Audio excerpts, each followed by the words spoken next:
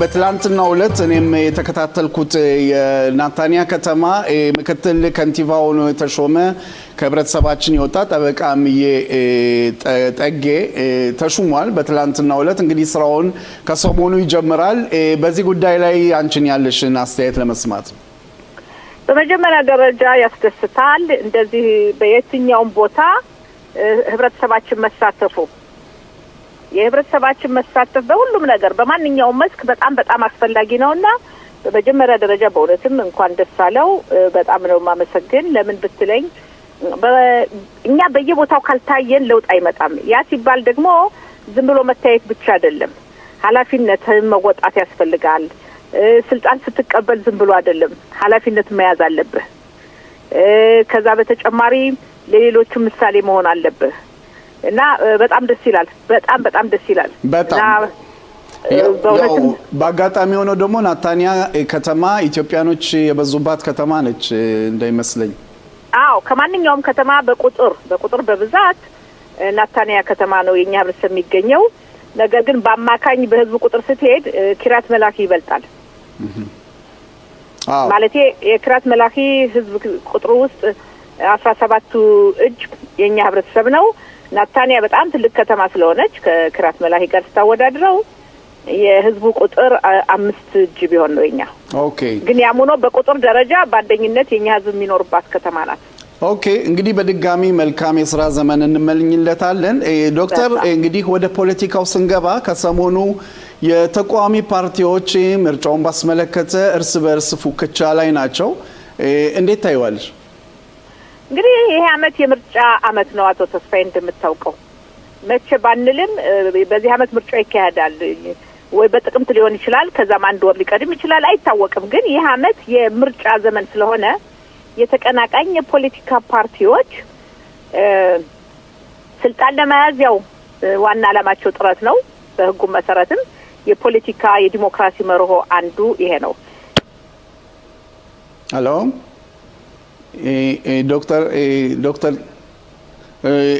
ዶክተር ጸጋ ፈንታውን መስመር ላይ እስክትመለስ ድረስ እንግዲህ ከሰሞኑ የጠየቁት ጥያቄ ቢኖር ተመልካቾቻችን እናንተም ያላችሁን ሐሳብ በዚህ ጉዳይ ላይ መሰንዘር ትችላላችሁ። እንዲያውም በዩቲዩብ ገጻችን የምትከታተሉን በአሁን ሰዓት የተቃዋሚ ፓርቲዎች እርስ በርስ ፓርቲ ለፓርቲ አጣምሮ የሚቀጥለው ምርጫ ያላቸውን የፓርቲ ቁጥር ከፍ ለማድረግ የሚያደርጉት ጥረት ላይ ያሉ ሲሆን ከሰሞኑ እንግዲህ እርስ በርስ የመጋጨት ሁኔታ ነው።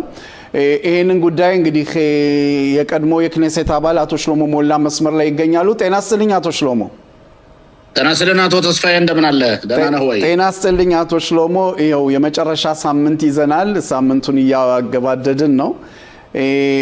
እንግዲህ ዶክተር ጸጋ የጠየኳትን ጥያቄ እርስዎ ልጠይቆትና አቶ ሽሎሞ ምክንያቱም ካሎት ተለምዶ እንግዲህ የዚህ የግራ ክንፍም ባይሆን እዛ ውስጥም የተለያዩ ሐሳብ ያላቸውም ሌሎች አሉ። ሆኖም ግን የተቃዋሚ ፓርቲዎች ወይም ደግሞ ገና ወደ መንግስት ለመቋቋም የሚወጡ ፓርቲዎች እርስ በርስ የግጭት ወይም ደግሞ የኃላፊነት ሁኔታ ላይ ከሰሞኑ ትኩረት ላይ ሆኖ ታይቷል። ይህንን እንዴት ያዩታል አቶ ሽሎሞ?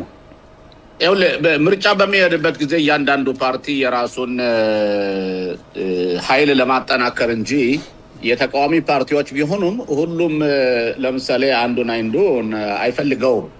ለምሳሌ የቀይ ክንፍ ፓርቲዎችን ብትወስድ ለምሳሌ ቤንግቪርና ስሞትሪች በአንድ ፓርቲ ሆነው ነበር። አሁን ከጥምሩ መንግስት አብረው ባንድ ላይ ይሁኑ እንጂ የሁለቱ ፓርቲዎች ለምሳሌ ውሻና ድመት ናቸው ማለት ይችላል። አይጥና ድመት ናቸው ማለት ላይ በጣም አይዋደዱም። ስለዚህ አሁን ምን መሰለህ የተቃዋሚ ፓርቲዎች ደግሞ አሁን በእርግጥ ብዙ ስላሉ ያይር ላፒድ ከ24 ቦታ አሁን በሚደረገው ህዝባዊ ግምገማ 8 9 እስከ 10 ነው የሚያገኘው። ቤኒ ጋንጽ ጭራሽ የለበትም እና አዲስ ፓርቲዎች እየመጡ ነው። ቤኔት የጠቅላይ ሚኒስትር የነበረው አዲስ ፓርቲ ይዞ በሚመጣበት ጊዜ አሁን በሚሰጠው ህዝባዊ ግምገማ በጣም ብዙ ቦታ እያገኘ ነው። አይዝንኮት ለምሳሌ እንደዚሁ ደግሞ እሱ ደግሞ ያ ቀጥታ እንደዚሁ ከዛ ደግሞ ያየር ጎላን የሰራተኛው ፓርቲ ደግሞ በፊት ሚራብ ሚካኤሊ መሪ በነበረበት ጊዜ ጭራሽ መስፈርቱን አያልፉትም ነበር የመጀመሪያው ማለፊያ አሁን ለምሳሌ 9 እና 10 11 ያገኛሉ ለምሳሌ ሁሌ ጥያቄ ምን ጠይቀው አላቶ ተስፋዬ ለምን ነው ቤኒ ጋንትዝ እንደዚህ ውድቀት ያጋጠመው ብለን በመናይበት ጊዜ ቤኒ ጋንትዝ ከፍተኛ ድምጽ የነበረው ሚራብ ሚካኤሊ ሊቀመንበር በነበረችበት ጊዜ እነሱ በማያልፉበት ጊዜ ለምሳሌ ያ 9 ማለት ነው አሁን ደግሞ አይዝንኮት ደግሞ 10 ያገኘ ነው 19 ራሱ የቤኒ ጋንትዝ የሚሰጡት አቶ ሽሎሞ እሺ ስለዚህ በአጠቃላይ ለሊህ የፈለኩት እንዴት ነው የመጨረሻ ላይ የምርጫው ቀን በሚወሰንበት ጊዜ ፓርቲዎች ራሳቸውን አንድ ላይ የሚሆነው አንድ ላይ ይሆናል በተቃዋሚ የሚሄደው ተቃዋሚ አንዱ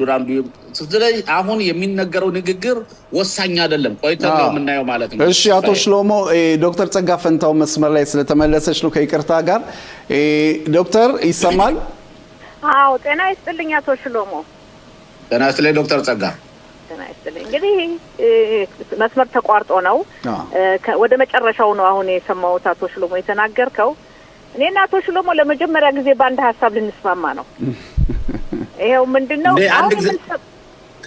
አንድ ጊዜ ብቻ ነው የምንስማማው ማለት ነው እንግዲህ በፖለቲካው ማለት ነው አብረን በማደጋችን አብረን ዩኒቨርሲቲ በመማራችን አብረን የተለያየ እንቅስቃሴ በተለያዩ ድርጅቶች ማድረጋችን ምንም አያጠራጥርም ግን የፖለቲካው ሁኔታ አንተ ወደ ግራዎቹ ስትል እኔ ደግሞ ወደ ቀኝ ስንል ብዙ ነገሮቻችን በፖለቲካው አስማማም አሁን ግን ዛሬ ከተናገርከው ትልቁ መስማማበት አሁን የምንሰማው በሙሉ የግራ ክንፉ ይሄን ያግደርጋል የግራ ክንፎቹ አንድ ላይ ይሄዳሉ ይሄን እንደዚህ አይሄዱም የቀኙ እንዲሆናል የሚለው በሙሉ ለምርጫው ውጤት ወሳኝነት የለውም መጨረሻ የምናውቀው የምርጫው ቀን ብቻ ነው ስለዚህ እዛ የሚነገረው ይሄን ያክል ነው ማለት አንችልም ግን ያ ሲባል ደግሞ ሙሉ በሙሉ መናቃችን አይደለም ለምን ያልኩ እንደሆነ አንዳንድ ጊዜ አዝማሚያውን ታያለህ ቀደም የገለጽከው አቶ ሽሎሞ ቤኒ ጋንትዝ ታስታውስ እንደው በ2019 ካሆን ላቫን የተሰኘው የፖለቲካ ፓርቲ ያይር ላፒድ ቤኒ ጋንትዝ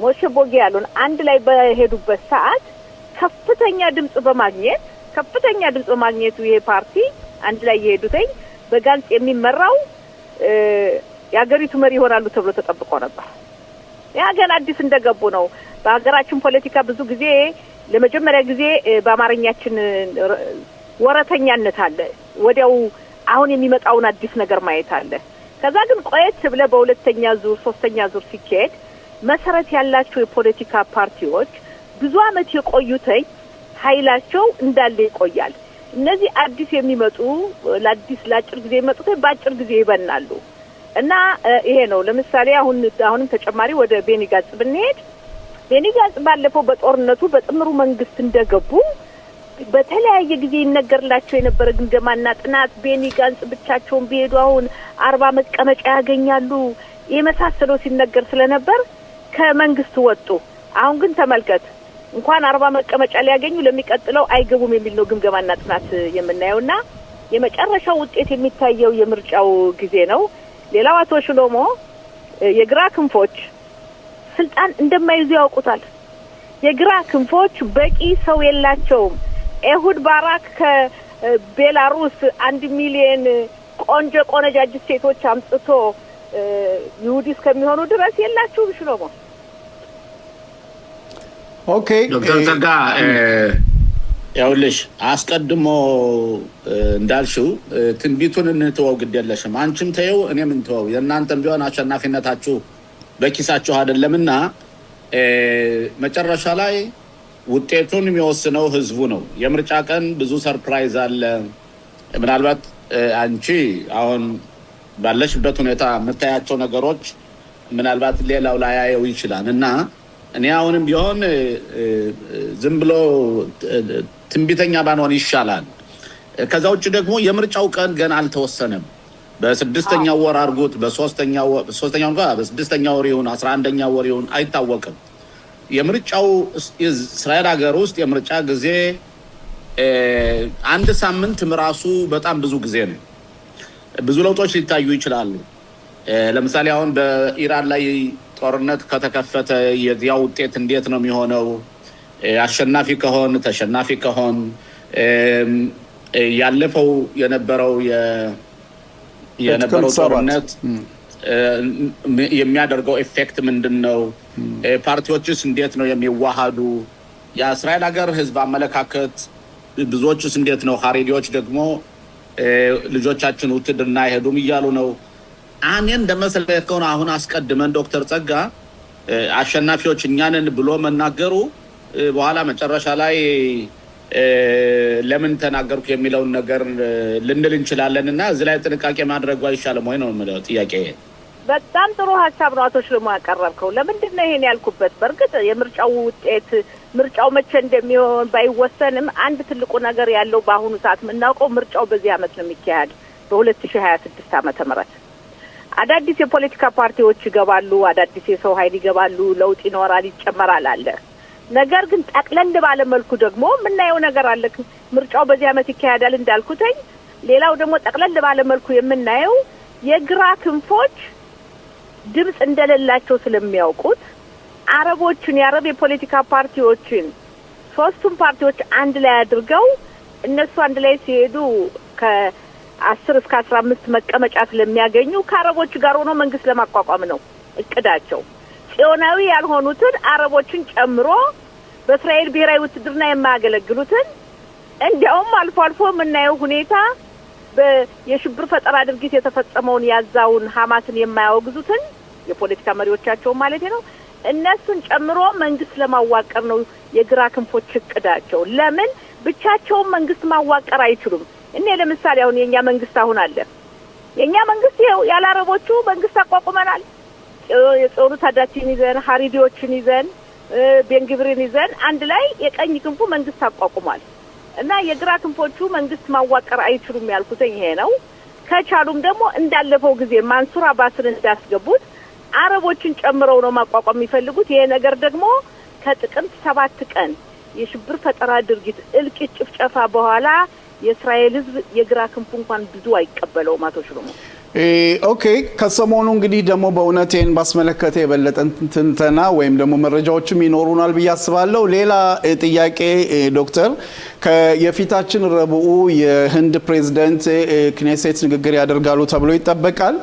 እንግዲህ አነጋጋሪ የሆነው የከፍተኛ ፍርድ ቤት ይስሐቅ አሚት በቦታው ይገኛሉ አይገኝም የሚለው አነጋጋሪ ሆኗል። ከተገኙ የቀኝ ክፎች ድንገት ላይ ይገኙ ይችላል የሚል አንዳንድ መረጃዎች እየወጡ ነው። በዚህ ጉዳይ ላይ ምን ትያለሽ ዶክተር? በጣም ጥሩ ጥያቄ። እንግዲህ የህንዱ ፕሬዝዳንት የህንዱ መሪ ወደ ሀገራችን እስራኤል ይመጣሉ። የሚመጡትኝ የጠቅላይ ሚኒስትር ቢንያሚን ኔታንያሁ እንግዳ ናቸው። በጠቅላይ ሚኒስትር ቢንያሚን ኔታንያሁና በህንዱ መሪ በሙዲ መካከል ከፍተኛ የሆነ ጓደኝነት እንዳለ ይታወቃል። ካሁን በፊትም አይተነዋል። ጥሩ ግንኙነት አለ። ግን አንድ መሪ ወደ ፓርላማ ወይም ወደ ክኔሴታችን በሚመጣበት ሰዓት በህጉ መሰረት የሚሳተፉ ሰዎች አሉ። ይኸውም የጦር ኃይሎች ኤታማዦር ሹም፣ የከፍተኛ ፍርድ ቤት ፕሬዝዳንት፣ የተለያዩ ከፍተኛ ባለስልጣናት በፕሮቶኮሉ በደንቡ መሰረት መገኘት አለባቸው። በአሁኑ በእስራኤል ሀገር ባለው የፖለቲካ ውዝግብ እኛ የቀኝ ክንፎች የከፍተኛ ፍርድ ቤቱ ፕሬዝዳንትነታቸውን አናምነውም። የከፍተኛ ፍርድ ቤት ዳኛ ናቸው እንጂ ፕሬዝዳንት አይደሉም። ፕሬዝዳንት ሊሆኑ የቻሉት ህጋዊ ባልሆነ መንገድ ራሳቸውን መርጠው ነው። በህጉ መሰረት የህግና ፍትህ ሚኒስትሩ መምረጥ ነበረባቸው። በዚህ ኮሚቴ ላይ መሳተፍ ነበረባቸው። ስላልተሳተፉ እኛ ፕሬዝዳንትነታቸውን አናምንም። ዳኝነታቸውን ግን ያው ሙያቸው ጉዳይ የኦፖዚሽን የተቀናቃኝ የፖለቲካ ፓርቲዎች ባለፈው ጊዜ እንደዚሁ የአንድ ሀገር መሪ እንግዳ መጥተው ምንድነው ያደረጉት? የአልባኒያው መሪ በመጡበት ሰዓት አልተሳተፉም። የግራ ክንፎች ትልቅ ስህተት፣ በጣም ትልቅ ስህተት። የፖለቲካ ጠባብ አመለካከት ያላቸው ናቸው። ከፖለቲካ በላይ አገር አለ። አገራችን መመልከት ነበረባቸው። የሀገራችን ብሔራዊ ጥቅም መመልከት አለባቸው እንጂ በውስጥ ያለውን የፖለቲካ ውዝግብ አውጥቶ ማሳየትና የአንድ ሀገር መሪ የእስራኤል ወዳጅ ሲመጣ ፓርላማ አለመገኘታቸው ያዋረዱት ራሳቸውን ነው፣ የጎዱት ራሳቸውን ነው። በመሪነትም ለወደፊቱ የሚታመኑ አይደሉም። አሁንም ቢሆን የህንዱ መሪ በሚመጡበት ሰዓት የውስጥ የፖለቲካ ውዝግብን ትቶ መገኘት አለባቸው። በእኛ በኩል ፕሬዚዳንቱ ባናምንባቸውም የከፍተኛ ፍርድ ቤት ዳኛው ቢመጡ እንቀበላለን እንጂ አንወጣም። በእኛ በኩል አገራችን ከሁሉም ትበልጣለች። የውስጥ የፖለቲካ ሽኩቻ አይበልጥም። ባለፈው ያየነው ግን የውስጥ የፖለቲካ ጥቅም የሚያጠቃቸው እነ ያኢር ላፒድ ሌሎቹ በሙሉ የአልባኒያ መሪ መጥተው አለመገኘታቸው የሚያመለክተው የፖለቲካ ጥቅም እንጂ የሀገር ፍቅር የሌላቸው የሀገራችን ብሔራዊ ጥቅም የማይጠብቁ ናቸው። የውስጥ ችግራችን በውስጥ መፍታት እንችላለን። ውዝግባችን መነጋገር እንችላለን። በውጭ ግን አንድ ሆነን ነው መቅረብ ያለብን። ኦኬ ይሄን ካልሽ በኋላ ዶክተር ባጭሩ ከሰሞኑ በክኔሴት ለጄፍሪ ኤፍሽቴን ጉዳይ አነጋጋሪ በሆነው ላይ ንግግርሽን ሰምቻለሁኝ። በጣም ቁጣ በተሞላበት ያው የዘረኝነትንም ጉዳይ እንደዚሁም የቀድሞ ጠቅላይ ሚኒስትር የነበሩት ኤሁድ ባራክንም ስም ተነስቷል። በዚህ ጉዳይ ላይ ባጭሩ ማን ነው ጄፍሪ ኤፍሽቴን ለተመልካቾችም ግልጽ እንዲሆን?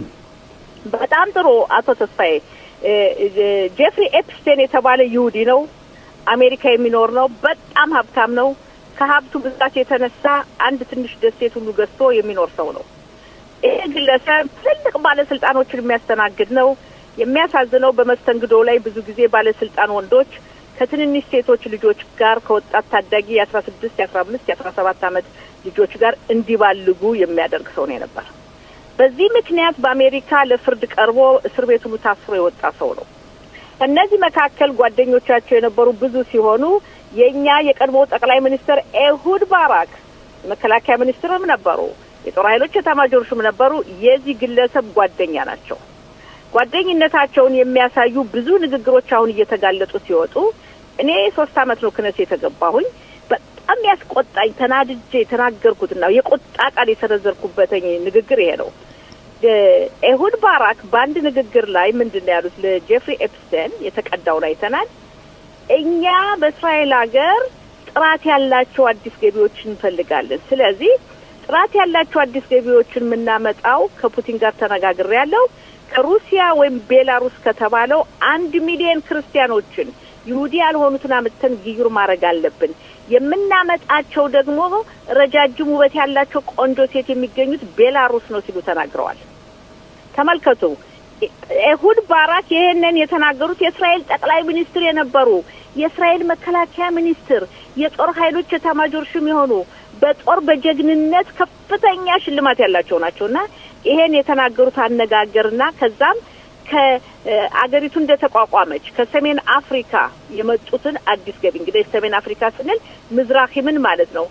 እነሱን አማራጭ ስላልነበረ ነው አገር ያቋቋሙት ወላጆቻችን ያመጧቸው ብለው መናገራቸው የሚያሳፍር ለድና የመከላከያ ከባለፈው ከነበረው ጦርነት በ12 ቀን ጦርነትና እንዲሁም ከዛ በፊትም በነበረው ጦርነት የወሰደው ልምድ ካለ ያኔ ለምሳሌ ወደ 90% ይመሰለኝ ሚሳኤሎችን ማክሸፍ የተቻለው አሁን ሙሉ በሙሉ የሚተኮሱ ሚሳኤሎች ካሉ የመከላከያ ሊያከሽፋቸው ይችላል ብለህ ታስባለህ? አዲስ ቴክኖሎጂዎች አሉ። ህዝባችን ሊረጋጋ ይችላል። ምን እንዴት ነው የምትነግረን አንተ ካለ ወታደራዊ እይታና ልምድ የተነሳም ያው አንተም ትንሽ አንዳንድ መረጃዎች ስላሉ ነው ብዬ ነው። ይኸውልህ አንደኛ ትክክል ነህ። መከላከያ ሙሉ ዝግጅት አድርጓል።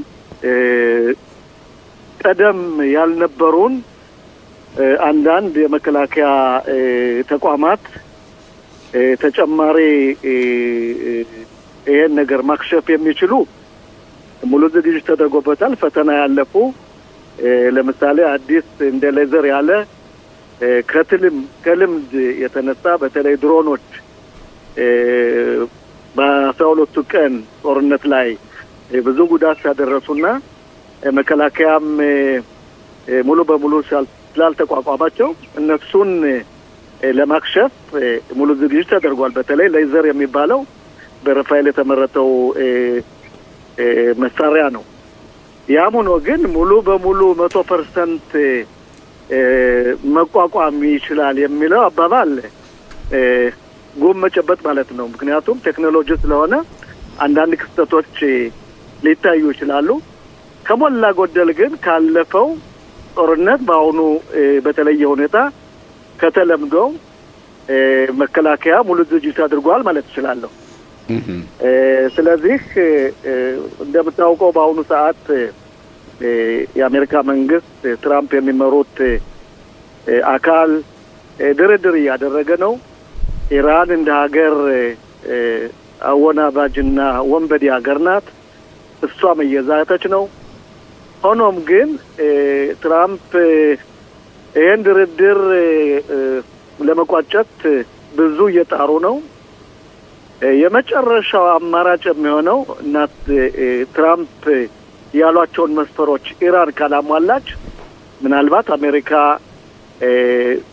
በምትፈጥረው ጥምር ኃይል እስራኤልን ጨምሮ ወደ ጦርነቱ ትገባ ይሆናል። ግን ይህ ውሳኔ በዚህ ሳምንት ወይም በዚህ 2 ሳምንት ይሆናል የሚል አቋም የለኝም። ምክንያቱም በተለያዩ አውታሮች እንደምታየው ፕሬዝዳንት ትራምፕም በተለይ በአሁኑ ሰዓት ትልቁ ስራቸው አዛ ውስጥ በሚደረገው እንደ ስምምነቱ አዛ ውስጥ በሚደረገው ሂደት እሱን ለመቋጨት አንደኛ ገንዘብ አዛን መልሶ መገንባት ማወጣጣት አለባቸው። የአረባት ሀገሩ በሙሉ በአሁኑ ሰዓት በሳቸው ጥሪ ወደ ዋሽንግቶን ሊሄዱ ነው። ነገሮቹ ከምናውቀው ይልቅ የማናውቀው ብዙ ስለሆነ ይሄ ይሆናል ብሎ መደምደም ከባድ ነው። ሽሎሞ ምን ያህል ግን የተፎካካሪ አሁን ኢራኖች ዛቻቸው በጣም በዝቷል። የዛቻቸው መብዛት በጣም የሚገርምና የሚያስደንቅ ነው። ያ ብቻ ሳይሆን አንዳንድ ትሬኒንጎችን ሲያደርጉሉ ያሳያሉ። ሀመናይ አሜሪካን ሙሉ በሙሉ እንደሚሉ ተደብቀው እንደሚመቷቸው እንደሚያሸንፋቸው ዛቻ ይነዛሉ። ይህ ፉከራ መሰረት አለው ወይስ ዝም ብሎ ፉከራ ነው? አይ ይኸውልህ ኢራን የምትናቅ ሀገር አይደለችም። የአሜሪካንም ከተለምዶ የተነሳ የአሜሪካን ድክመትን በደንብ ያውቃሉ። አሜሪካ ጦር ከፍታ በቀላሉ መዝጋት የማትችል ሀገር መሆኗን ይታወቃል። በሱሪያ ውስጥ ከ12 ዓመት በላይ ቆይታለች። አፍጋኒስታን እንደዚሁ፣ ኢራቅ እንደዚሁ። ስለዚህ የኢራን ዛቻ ለአሜሪካ ለማስፈራራት የምታደርገው ከተለምዶ የተነሳ ነው። ሌላው ኢራን ባላች አቅም እና በቴክኖሎጂዋ ምክንያትም በተለይ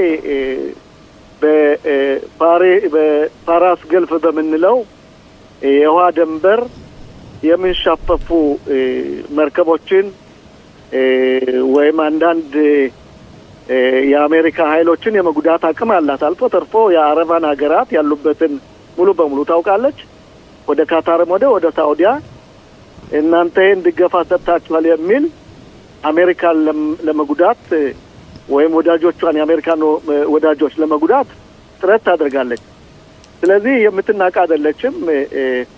ምን ይዛ ነው ይሄን ያህል ዛቻ በዛቸው ካልከይ ግን ይሄ የነሱ ሁኔታ ስለሆነ በእርግጥ የደህንነቱ ክፍል ያላቸውን መሳሪያ ሙሉ በሙሉ ያውቃል ማለትም አይቻልም።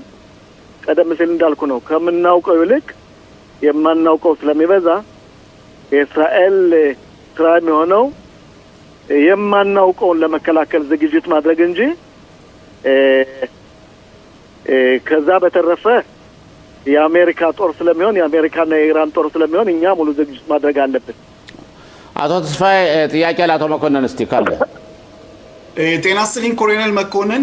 እኔ በጋዛን ባስመለከተ ነው ጥያቄ። በትላንትናው ዕለት ክስተት ባስመለከተ ትላንት ሌሊት የአየር ወለድ ተዋጊ ኦፊር ያፌ በኃይላችን በተከፈተ ተኩስ ያው ህይወቱ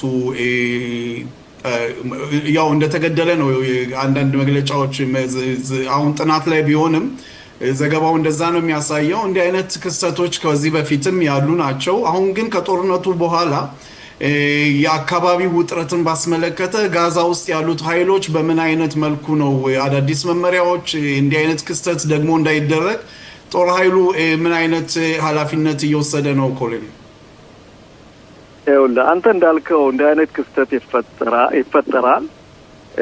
ነገሩ ምርመራ ላይ ነው ያለው። በመሰረቱ እነዚህ መከላከያ በያዛቸው ቢጫ መስመሮች ቁጭ ብሎ መቆየቱ ለሱ ትልቅ ክስተት ስለሚሆን አንዳንድ የሚያደርጋቸው ስራዎች አሉ። ይህ ድርጊት የተፈጠረው አንዳንድ ዋሻዎችንና ወይም መጠለያ ቤቶችን የቴሮሪስት መጠለያ ቤቶችን ለማውደም በተደረገ ሁለት ኃይል ነው። የዛው ኃይል ሆኖ ሁለት ኃይል ሳይመካከር ሳይነጋገር በሌሊት ስራ ወጣ። እነዚህ አንዱ ጓድ ሌላውን ጓድ እንደ ጠላት አይቶት በተተኮሰ ጥይት ይህ ወንድማችን ሊሰዋ ችሏል። ይህ ድርጊት ይቀጥላል። እንግዲህ ይህ መስዋዕት የተከፈለው ምንጊዜም የአዛን ሁኔታ አንድ ደረጃ ለማድረስ ነው። ይሄም እንደምታውቀው መከላከያ ያለበት ትልቁ ምክንያት ሐማስ ራሱን እያደራጀ ወታደሮችን ከዋሻዎች እያወጣ ወታደሮቻችን ለመጉዳት በሚያደርግበት ሰዓት የሚጠለይባቸውን ቦታዎች በመፈለግና በማውደም የተደረገ ድርጊት ነው። ስለዚህ አንድ ወታደር ደግሞ ካልተንቀሳቀሰ ራሱን ወታደራዊ አካል ራሱን ካላንቀሳቀሰና አንዳንድ ስራዎችን ካልሰራ ራሱ ኢላማ ስለሚሆን ያን ተመርኩዞ ነው ወታደሮቻችን ማታ ማታ ወደ ስራ የሚወጡት በያዙት ቦታና በተለያዩ ቦታዎች። ስለዚህ ይህ ድርጊት መፈጸሙ ያሳዝናል። ግን ወታደር እስከሆነ ድረስ ይህ ተጠባቂ ነው። ምርመራውም በደረ ወታደሩ ከምርመራው ውጤትም ይሄን ድርጊት እንዳይፈጸም ለወደፊቱ ተለምዶ እናገኝበታለን ማለት ነው። አቶ መኮንን ያዛን ሁኔታስ በምናይበት ጊዜ በተለይ እኛ ትንሽ ነገሩ የቆመ ይመስላል። ማለት ምንድነው እኛ አዛን እናሸንፋለን፣ የጦር መሳሪያቸውን እናስፈታለን ወይም ደግሞ ትራምፕ እንደሚሉት ሆነ ይፈታሉ ነው። ግን በጎን በጎን ትራምፕ አሁን የሰላም ኮንሲላቸውን ወይም የሰላም ቦርዳቸውን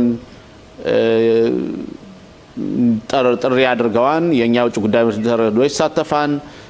ኳታር ከፍተኛ ስፖንሰሩን አቀርባለች እና ታዲያ አሁን ባለፈው እንደጠየቁ ነው ወተቱን ድመት ጠብቀው ማለት አይደለም እንደ ኳታር ከፍተኛ ስፖንሰሩን አመምጣቷ እና በዛ ነው እንደዚህ ነው ሐማስ የጦር መሳሪያ ሊፈታ የሚችለው። አቶ መኮንን ይኸውልህ አንድ ሀቅ ልንገርህ። ይሄ ሀቅ እየመረረን መዋጥ አለብን። ሐማስ ማኒፌስቶን ይተዋል ማለትና ወይም በጋዛ ውስጥ ሌላ አካል መጥቶ አዛን ይገዛል ማለት ማኒፌስቶን ነው ወይስ የጦር መሳሪያውን ነው? መጀመሪያ ማኒፌስቶን ይተዋል ማለት ጉም መጨበጥ ማለት ነው።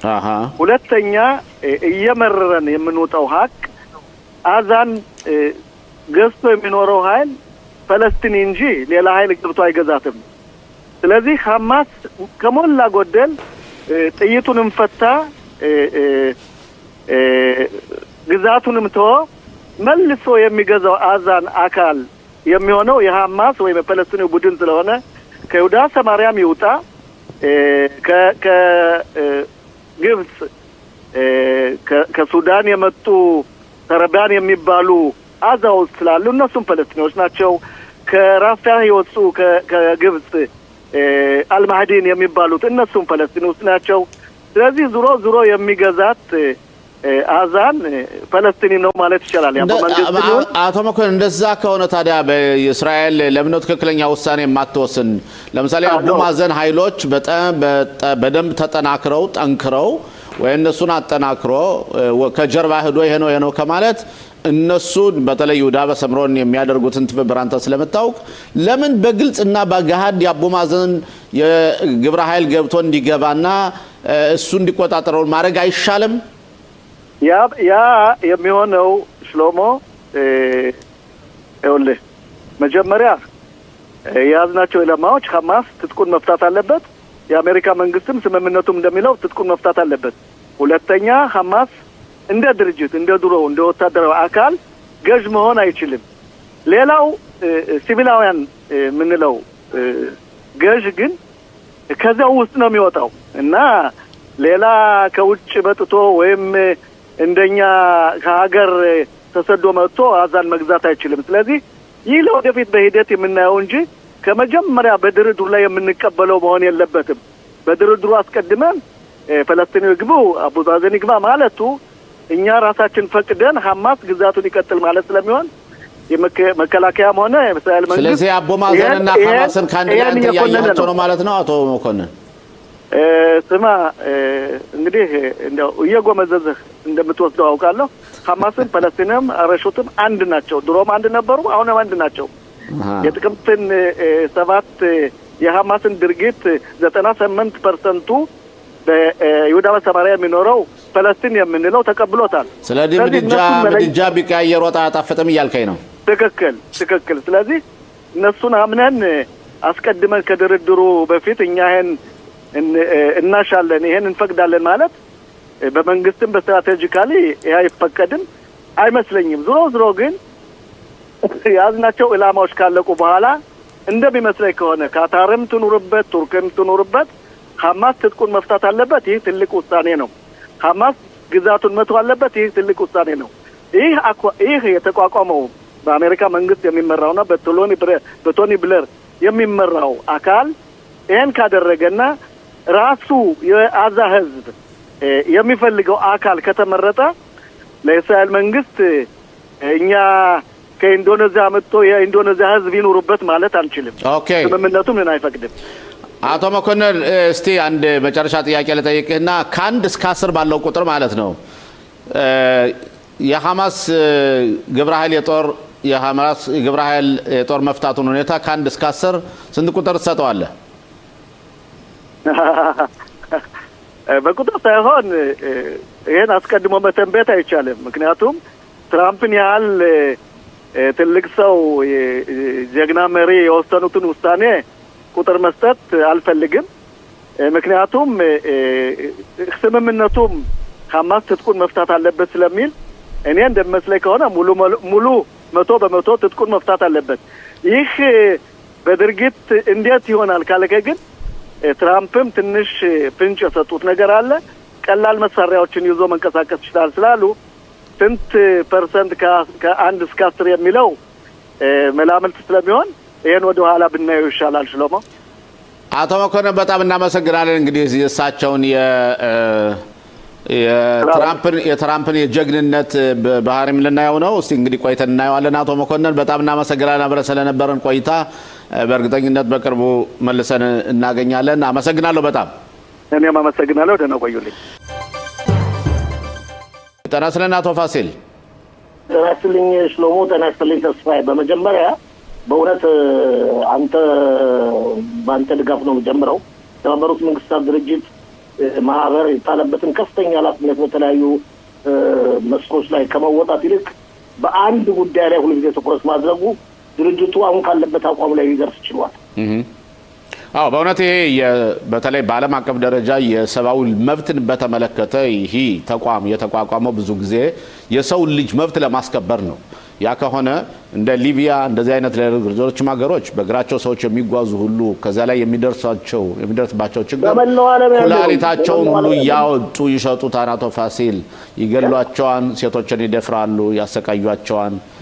ብዙ ጊዜ ከኛም እንኳን ከዚያ ሀገር የመጡት ኤርትራውያን ከሱዳን የመጡት ብዙ ሰቆቃና ችግር አሳልፈው እንደመጡ እናውቃለንና በእውነት የዓለሙ ማህበረሰብ አሁንም ቢሆን ቀጥታ ወደ ኢራን እንኳን በኢራን ላይ አቶ ፋሲል በሰዎች መብት ላይ ሰላማዊ ሰልፍ በሚያደርጉበት ጊዜ ከሆስፒታል ካሉት እየገቡ እየጨፈጨፏቸው እየገደሏቸው አንዳንድ የሆነ እስራኤል ለምን ከጠላቶቿ ጋር ፊት ለፊት ተዋጋች ተብሎ በእስራኤል ላይ ከፍተኛ ውገዛ ይደረጋል። ወደ ከ350 በላይ ውሳኔዎችን የተባበሩት መንግስታት ሲያስተላልፍ ግን የዓለሙ መንግስት እንደምናየው አቶ ፋሲል በጣም የሚያሳዝን ድርጅት ነው እና እስቲ ቀጥታ ወደ ትናንትና ወደ ነበረው ውይይት ልውሰድና አቶ ፋሲል አሜሪካና ኢራን አሁን ያሉበት ውይይት በተለይ የፕሬዝዳንቱን ምክትል የተናገሩትን በምንሰማበት ጊዜ የተቀራረቡ አይመስልም። እንዴት ታየዋለህ አንተስ? እናንተ ስቱዲዮ ከገባችሁ በኋላ ሊሆን ይችላል ወይ ከዛ ትንሽ ቀደም ብሎ አዳዲስ ዜናዎች እየወጡ ነው። አክሲዮስ የተሰኘው የታወቀ የአሜሪካ የዜና ድረገጽ እንዳወጣው ከሆነ ፕሬዚደንት ዶናልድ ትራምፕ ውሳኔ ላይ ደርሰዋል። እንደተባለው ሳይሆን በዚህ በጥቂት ቀናት ውስጥ ደግሞ ደጋግሞ ያለው በጥቂት ቀናት ውስጥ እርምጃ መውሰድ ሊጀምሩ ይችላሉ ብሎ ጠቁሟል። ይህን ድርጊት የሚፈጽሙት የአሜሪካና የእስራኤል ጦር ኃይሎች በጋራ እንደሆነ ጠቁሟል። አሁን የሚደረገውና የሚወሰደው እርምጃ እስራኤል በ12 ቀን ጦርነት የመክፈቻው ላይ የፈጸመችውን ድርጊት ብዙ ጥፍ እንደሚሆንም ጠቁሟል።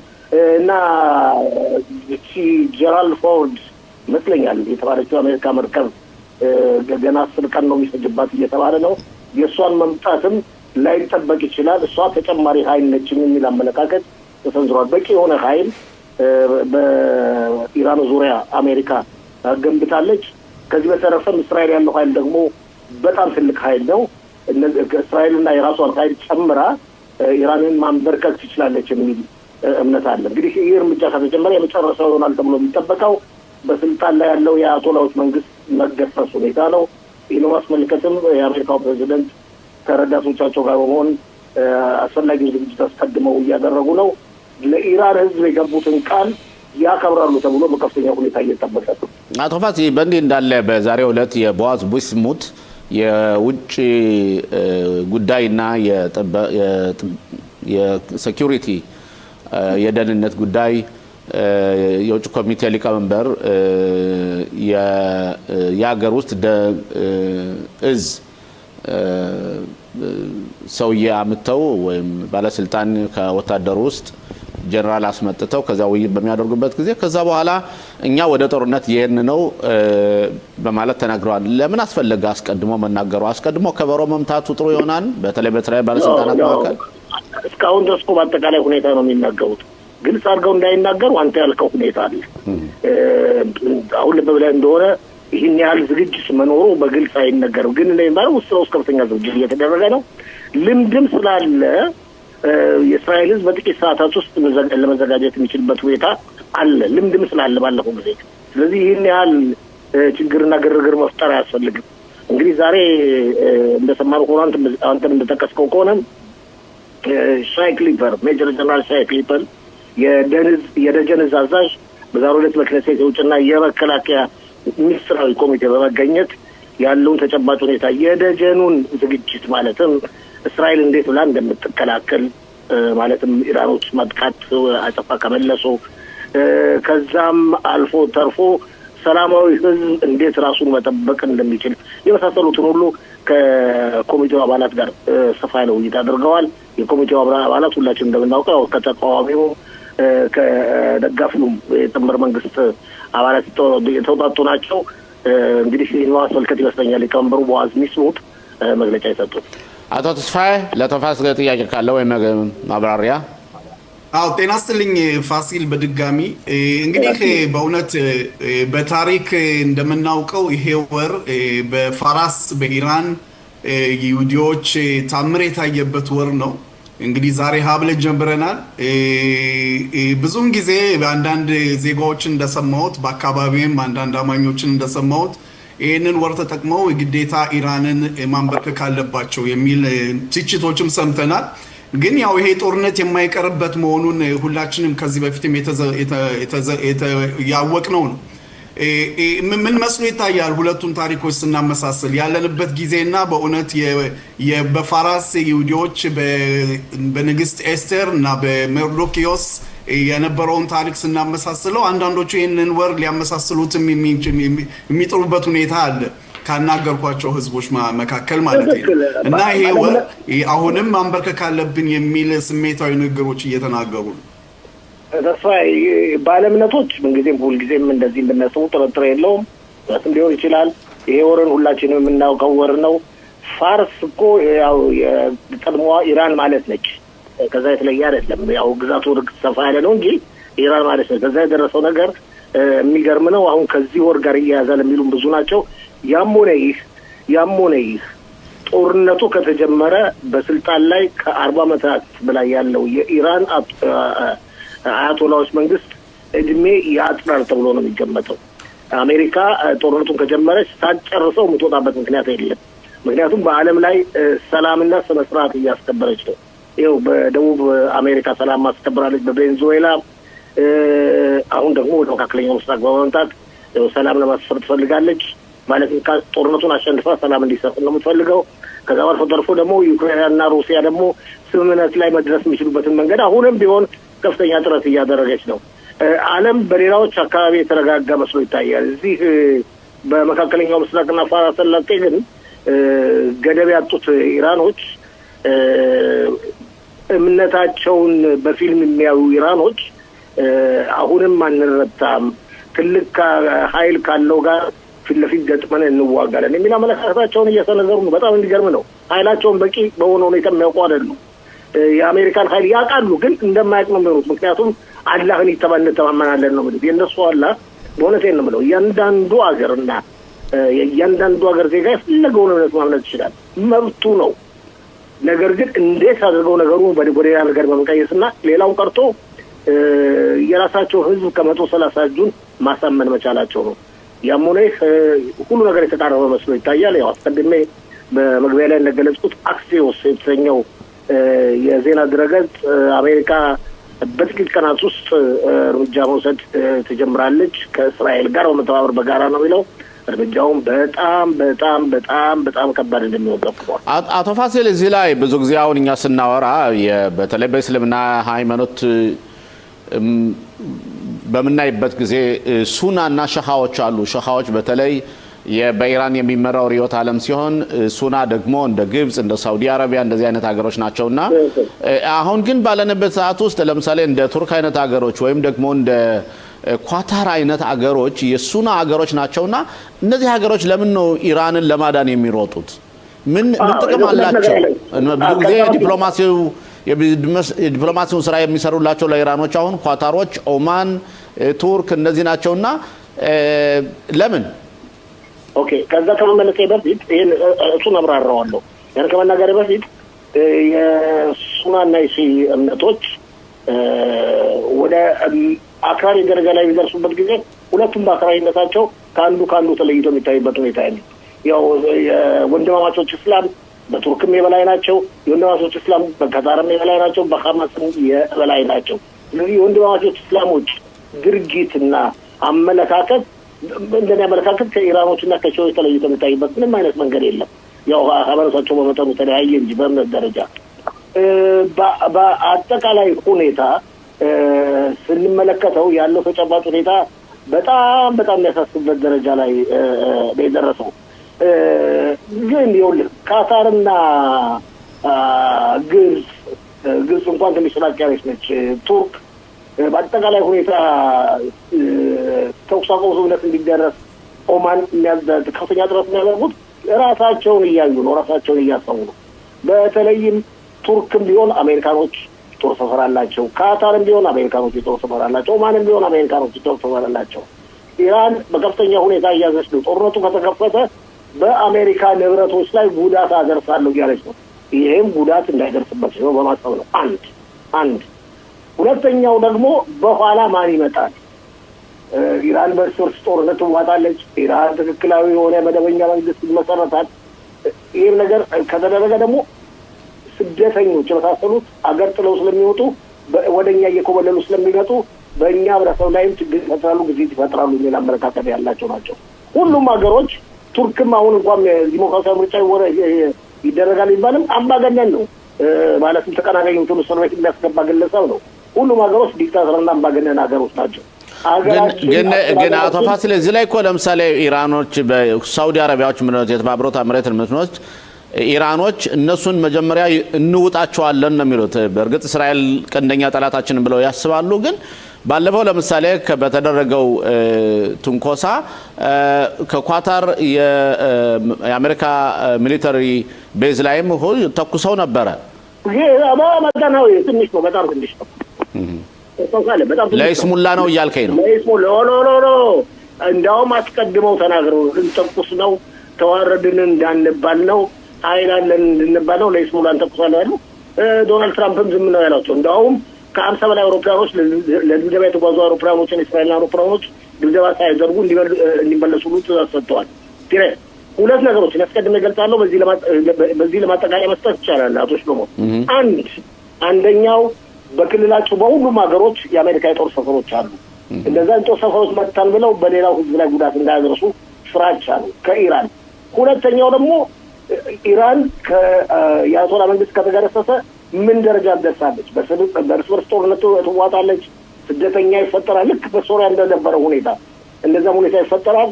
ያው ጎረቤት ሀገሮች ስለሆነ እኛንም ያጠቃልቃል ማለት ነው። በተለይ ቱርክ በከፍተኛ ሁኔታ ጎረቤት ሀገር ነች፣ ከካታርም ጨምሮ።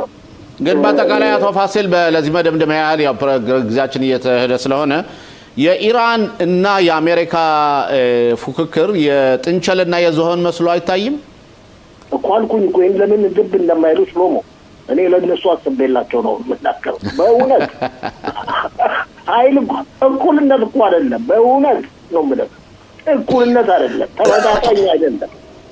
ስለዚህ እንደሱ የሚሉት እንደ አሜሪካ ያህል ብዛት ያለው ጦር መሳሪያ እና ተዋጊ ኃይልም ባይኖረን እግዚአብሔራችን አላሃችን ሁሴን አለን። ሁሴን የእምነታቸው መሪ ነው።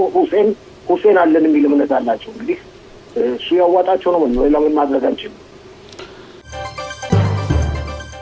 እንግዳችን ተጠባባቂ ተዋጊ ሻኻር ሞላም እንግዲህ ጥሩ እንግዳ አለን ዛሬ።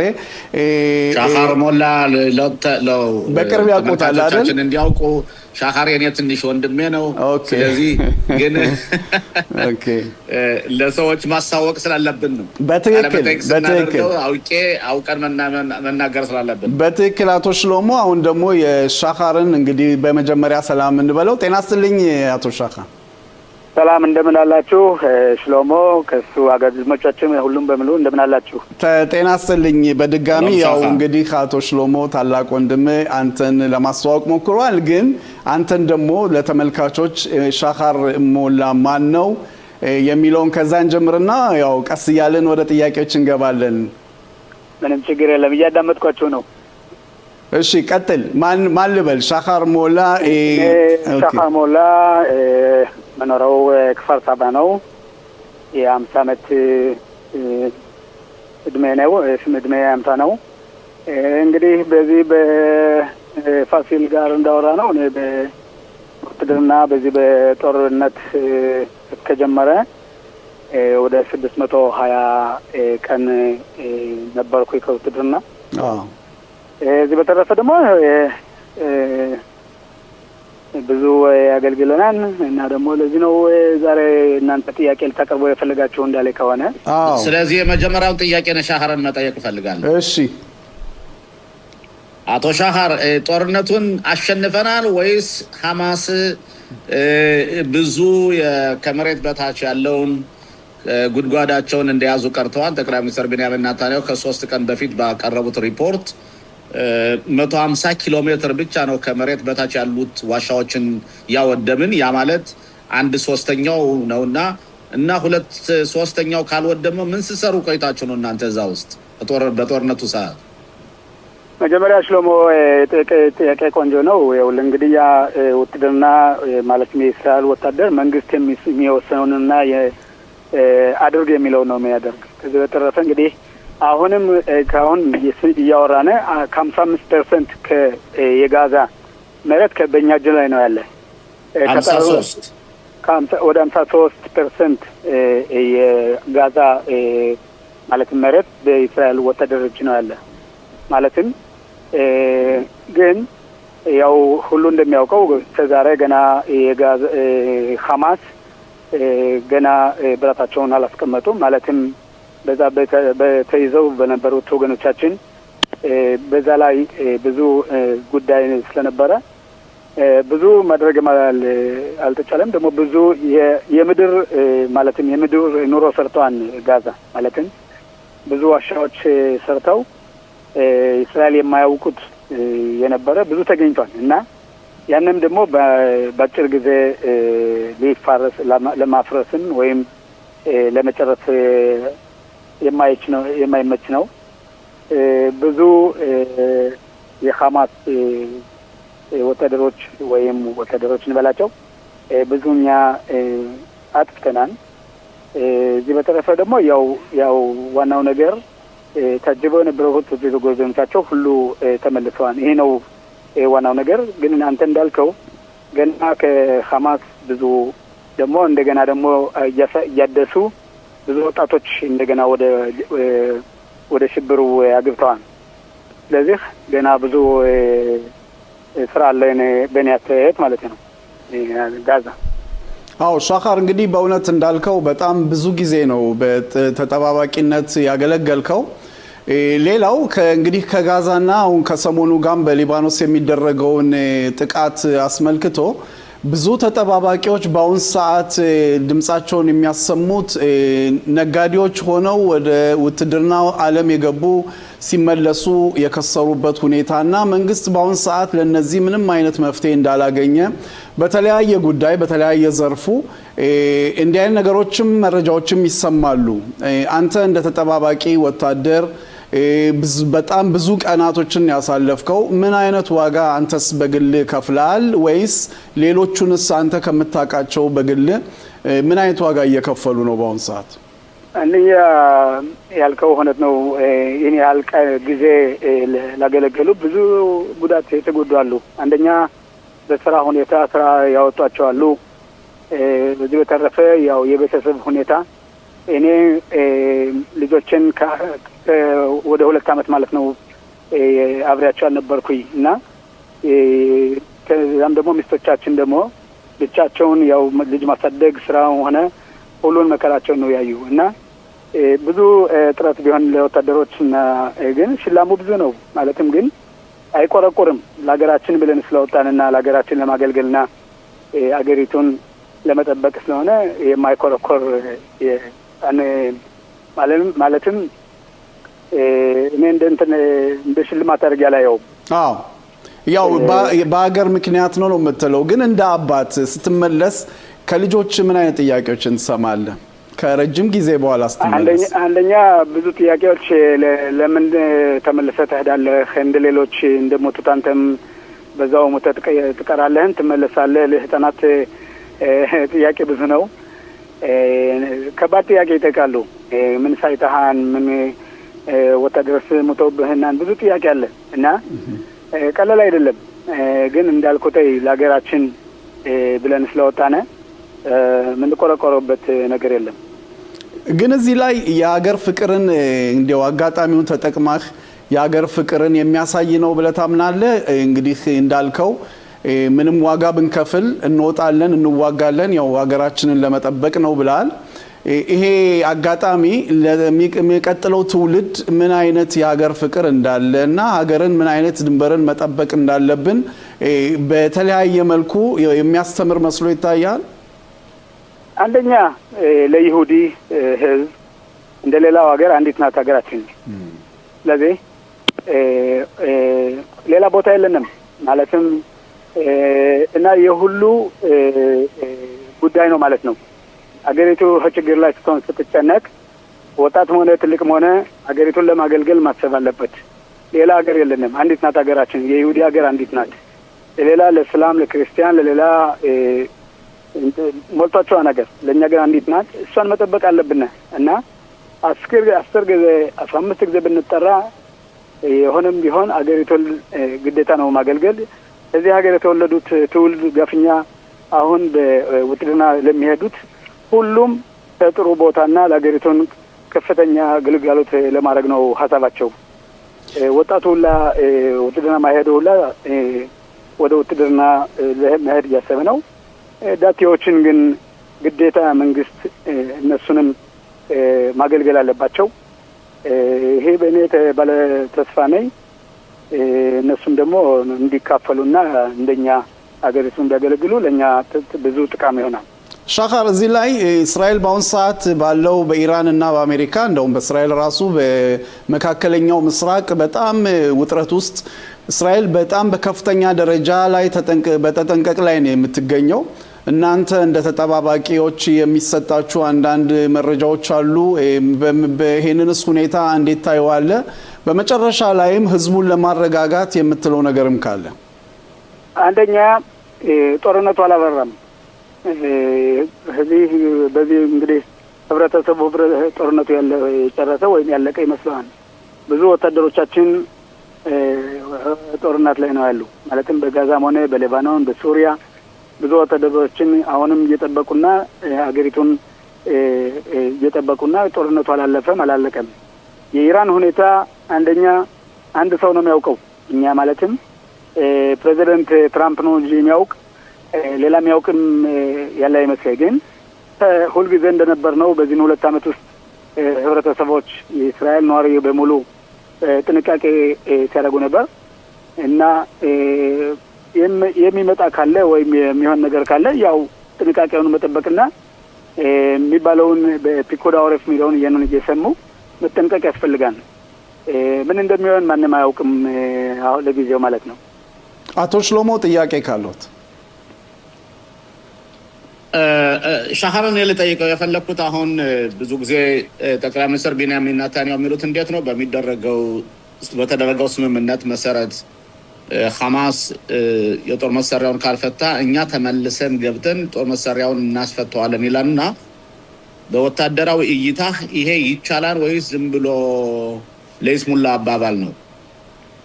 የእስራኤል ወታደር ችሎታውን አሳይቷል። መንግስት ይህን ተወሰነ ይሄ እንደሚሆን እኔ ባለ ሙሉ ተስፋ ነኝ። ወታደሩ ከዚህ ማለትም የእስራኤል ወታደርም ለዚህ ዝግጅት ተደርጓል። ያው እንግዲህ የሚወስነው መንግስት ነው። መንግስት የሚለውን ይሰራል እና እኔ አምናለሁ በዚህ እንደዚህ ችሎታ መኖሩን። ከፊቱም አሁን ነው ኒቀል የታጀቡና የተያዙ ወገኖቻችን ስለሌሉ ስራው ይቀላል ብዬ አምናለሁ። ሌላው ሻኻር እንግዲህ አሁንም ኢራንን ባስመለከተ ኢራን፣ ቻይናና ሩሲያ በአሁን ሰዓት በኢራን ዳርቻ በባህር ዳርቻ ላይ ወታደራዊ ልምምድ እያደረጉ ነው።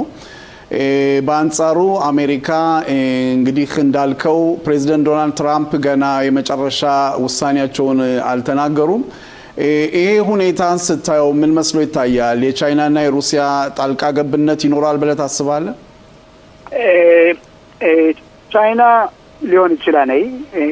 ራሽያ ግን ያው እነሱ የራሳቸው ጉዳይ እና ችግር ስላላቸው እነሱ ከዚህ የሚሳተፉም አይመስል። የቻይና ሁኔታ ግን ማንም ልክ አድርጎ የሚያውቅ የለም። ግን ዞሮ ያው የአሜሪካን የታወቀ ነው። የአሜሪካ ችሎታን ሁሉ ስለሚያውቅ እኔ እንደሚመስለኝ ከሆነ ባለፈውም የመጣው እርዳታ ለኢራን ስላልሰጡ ለነዚህም ደግሞ አሁን የተፈለገ ቢሆንም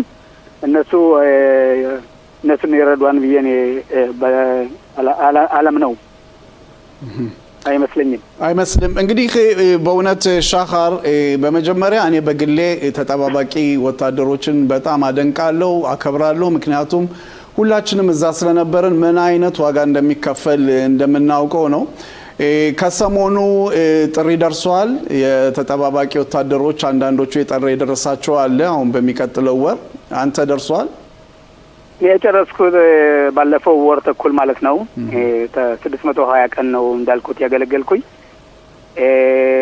አሁን የሚጠሩት ወይም መሀል ሀገር ለሚያገለግሉ ነው እንጂ በደንበር ያው እንግዲህ በየአመቱ ፊት እንደነበረው ግን ተቀንሶ ወደ 60 ቀን እንደዛ 50 ወይም 60 ሰው 50 ወይም 60 ቀን ለማገልገል ጥሪት አይቀርም። ይጠሩናል ብዬ አምናለሁ ችግር ካለ።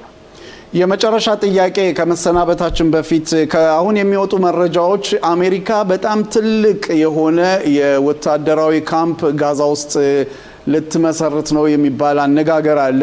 በዚህ ሁኔታ እንዳንተ እንደ ልምድህ እንግዲህ እንደ ተጠባባቂ ወታደርነህ እዛም ሄደ አገልግላል። እስራኤል በዚህ ጉዳይ ላይ ተስማማለች ብለህ ታስባለህ? እኔ በእኔ አስተያየት አይመስለኝም።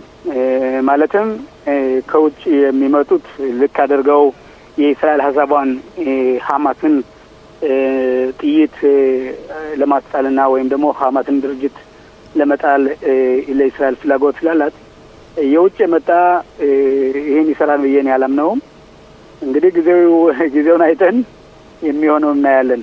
ግን አላምነውም ይሄ ስራ ይፈጽሙታን ወይም ይጨርሱታን ብዬ አላምንም። ሻኻር ሞላ በእውነት ስለነበረን ቆይታ በጣም እናመሰግናለን። ራስን ጠብቅ ሻኻር ሞላ። ተመልካቾቻችን አሁንም እንግዲህ ደግመን የምንለው የአቶ ሽልሞ ሞላ ታናሽ ወንድም ነው።